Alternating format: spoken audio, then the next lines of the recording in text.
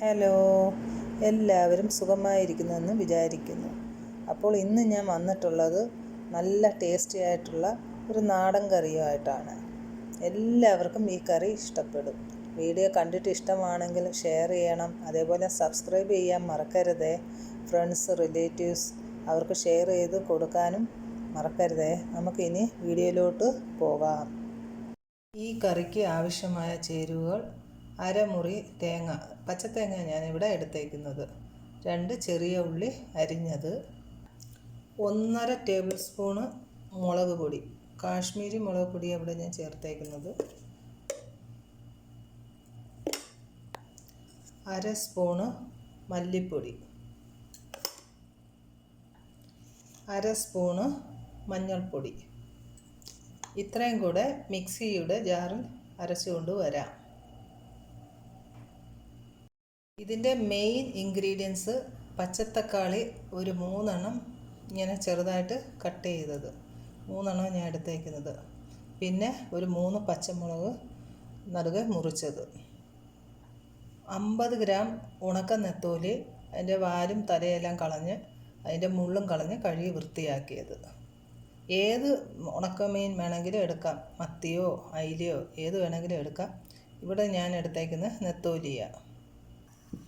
ഒരു ചട്ടി അടുപ്പിൽ വെച്ചിട്ട് ഈ അരപ്പ് ഇതിലോട്ട് ഒഴിക്കുക.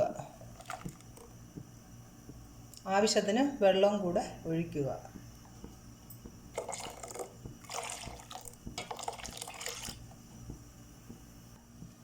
ആവശ്യത്തിന് ഉപ്പ് ചേർക്കാം. ഇനി തിളക്കട്ടെ, അടച്ചു വെച്ച് വേവിക്കാം. കറി തിളച്ചു. ഇനി നെത്തോലി ഇടുക. പച്ചത്തക്കാളി അതും പച്ചമുളകും കൂടെ ഇട്ട് കൊടുക്കാം.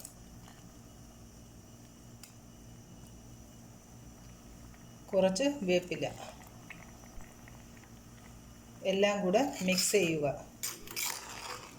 ഞാനിത് വാളൻപുളി ചേർക്കുന്നില്ല, തക്കാളിയുടെ പുളി ഉണ്ടല്ലോ, അതുകൊണ്ട് അത് ചേർക്കുന്നില്ല.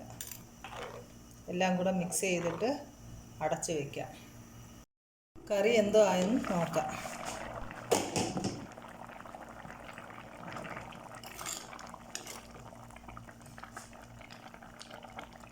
ഉണക്കനെത്തോലിയും തക്കാളിയും എല്ലാം വെന്തിട്ടുണ്ട്. ഏകദേശം കറി റെഡിയായി. നാടൻ കറി ഇഷ്ടപ്പെടുന്നവർക്ക് പെട്ടെന്ന് ഇത് ഉണ്ടാക്കാൻ പറ്റുന്ന ഒരു കറിയാണ്. അതേപോലെ തന്നെ പച്ചത്തക്കാളിയിൽ നിന്നും തന്നെ പുളിയുണ്ട്, അതുകൊണ്ട് പിഴിപുളി ഇടേണ്ട ആവശ്യമില്ല. അപ്പോൾ ഈ കറി റെഡിയായി. എല്ലാവരും ഇതൊന്ന് ട്രൈ ചെയ്ത് നോക്കണേ. ചോറിൻ്റെ കൂടെ കൂട്ടാൻ ഏറ്റവും ബെസ്റ്റായ ഒരു കറിയാണ്. ഇനി നമുക്ക് ഇത് ഇറക്കി വെച്ചിട്ട് കടുക് താളിക്കാം. ഒരു പാൻ അടുപ്പിൽ വെച്ചിട്ട് 1 ടേബിൾ സ്പൂൺ വെളിച്ചെണ്ണ ഒഴിച്ചു കൊടുക്കുക.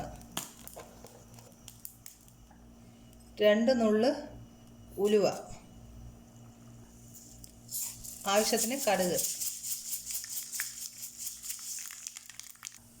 ഇനി ചെറിയ ഉള്ളി 2 എണ്ണം ചെറുതായി അരിഞ്ഞത്, ഒരു വറ്റൽ മുളക് മുറിച്ചത്, പിന്നെ കുറച്ച് വേപ്പില.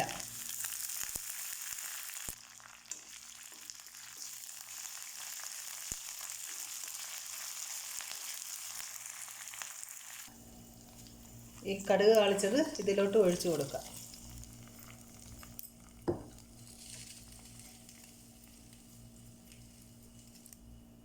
അങ്ങനെ സ്വാദിഷ്ടമായ അടിപൊളി കറിയാണ്.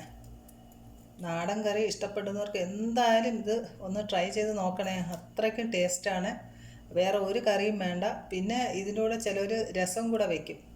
രസവും ഈ കറിയും ചോറിനൂടെ നല്ല കോമ്പിനേഷനാണ്. എല്ലാവരും ഒന്ന് ട്രൈ ചെയ്ത് നോക്കണേ.